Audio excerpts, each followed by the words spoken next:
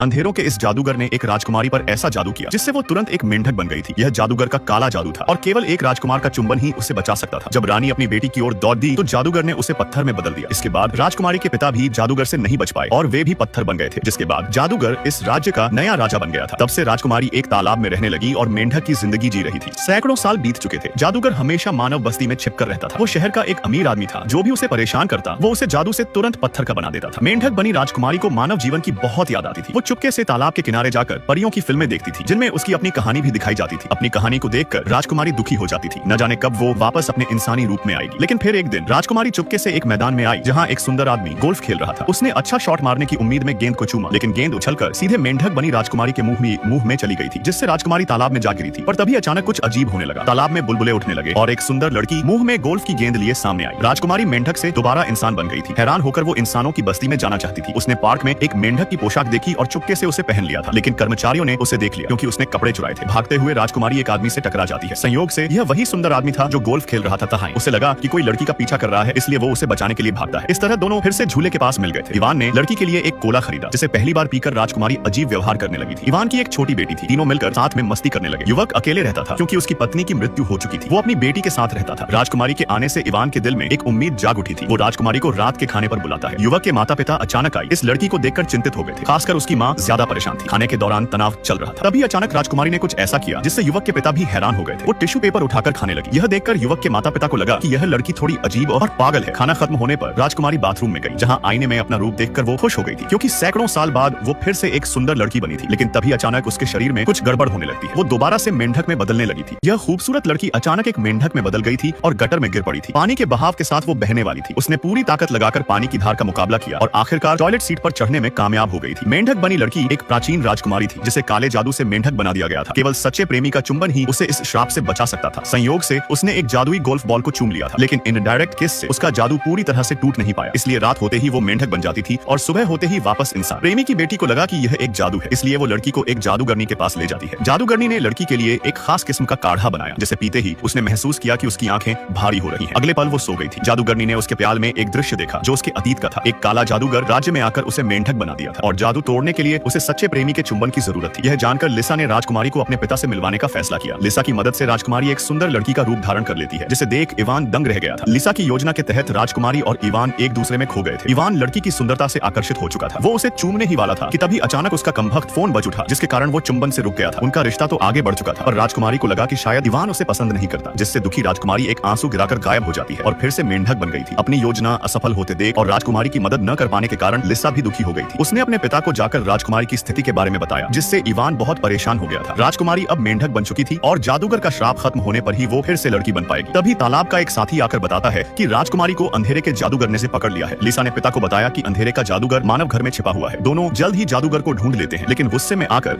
जादूगर ने बाप बेटी को भी जादू से पकड़कर पिंजरे में कैद कर लिया। राजकुमारी उनकी मदद करना चाहती थी, लेकिन काले जादूगर की जादुई अंगूठी ने उसे रोक दिया और उसे फिर से पिंजरे में बंद कर दिया। जादूगर ने राजकुमारी से कहा कि वो उससे शादी कर ले, वरना वो बाप बेटी को पत्थर का बना देगा। मजबूरन राजकुमारी जादूगर से शादी करने के लिए राजी हो गई थी। अगले दिन जादूगर उसे अपनी दुल्हन बनाने जा रहा था। इस बूढ़े आदमी के पास एक जादुई अंगूठी थी जिसे पहनते ही वो उसके सुनहरे जादू से तुरंत जवान और सुंदर हो गया था। बूढ़ा एक सुंदर युवक में बदल चुका था। दरअसल यह बूढ़ा एक काला जादूगर था। जादुई अंगूठी पहनकर वो सदियों से मानव बस्ती में रह रहा था। जादुई अंगूठी से वो अमर बन चुका था। जवान होने के बाद वो जबरदस्ती एक राजकुमारी से शादी करने जा रहा था। जादूगर ने राजकुमारी को मेंढक बनने का श्राप दिया था। एक जादूगरनी आकर राजकुमारी को बचाने की कोशिश करती है, लेकिन राजकुमारी के पूरे कमरे में एक अदृश्य दीवार थी जिसके कारण वो बाहर नहीं निकल पाती। जादूगर ने उसे रोकने के लिए यह अदृश्य दीवार बनाई थी जो केवल उसी पर काम कर रही थी, जिसके कारण जादूगरनी को जादू करने के लिए कुछ देर और इंतजार करना पड़ता है। जल्दी ही शादी की बारी आ जाती है। काला जादूगर राजकुमारी से शादी करने के लिए बहुत बेताब था। खुशी से उसके मन में लड्डू फूट रहे थे, लेकिन शपथ लेते समय अचानक राजकुमारी का प्रेमी चिल्लाता हुआ आता है, पर अदृश्य दीवार ने उसे रोक दिया था। काले जादूगर ने विवाह स्थल को सील कर दिया था, जिससे कोई भी न तो अंदर आ सकता था और न ही बाहर जा सकता था। राजकुमारी अपने प्रेमी की तरफ भागती है, लेकिन अदृश्य दीवार के कारण वो उसे छू भी नहीं पा रही थी। दोनों एक दूसरे की तरफ देखते हैं और प्यार की लहर फूट पड़ती है। तभी सच्चे प्यार की शक्ति ने काले जादूगर की अदृश्य दीवार को तोड़ दिया था। दोनों एक दूसरे से मिल गए थे। प्रेमी राजकुमारी का श्राप मिटाने को तैयार था, लेकिन जब वो उसे चूमने वाला था तभी काला जादूगर प्रेमी को जादू से उड़ा देता है। जब वो दोबारा प्रेमी पर जादू करता है तभी राजकुमारी बीच में आ जाती है और जादू की सुनहरी लौ उसे पिघलाने लगती है। यह देख जादूगर पहले प्रेमी को उड़ाता है, फिर अपनी जादुई अंगूठी की मदद से राजकुमारी पर फेंका गया जादू वापस खींच लेता है, जिससे उसकी जान बच जाती है। तभी अचानक तालाब से एक बत्तख और केकड़ा बाहर निकल कर आते हैं और काले जादूगर पर कूद पड़ते हैं, जिससे जादूगर घबरा गया था। उसने केकड़े को पकड़कर दूर फेंक दिया और केकड़े ने उसके हाथ से जादुई अंगूठी निकाल ली थी, जिसके तुरंत बाद जादूगर का शरीर तेजी से बूढ़ा होने लगता है। फिर एक छोटी लड़की लड़की जादुई अंगूठी को ले जाकर जादूगरनी को दे देती है। जादूगरनी की अंगूठी पहनते ही वो एक सुंदर लड़की में बदल जाती है। फिर जादूगरनी ने अंगूठी की शक्ति से सभी के श्राप हटा दिए थे। पत्थर बने लोग भी वापस सामान्य हो गए थे। राजकुमारी अपने माता पिता को देखकर बहुत खुश हो जाती है, लेकिन जादूगरनी का मेंढक का श्राप तोड़ने के लिए प्रेमी को राजकुमारी को चूमना पड़ता है, क्योंकि उसका श्राप केवल सच्चे प्यार का चुंबन ही तोड़ सकता था। तभी प्रेमी राजकुमारी को चूमकर उसका श्राप तोड़ देता है। अब वो उसकी राजकुमारी बन गई थी।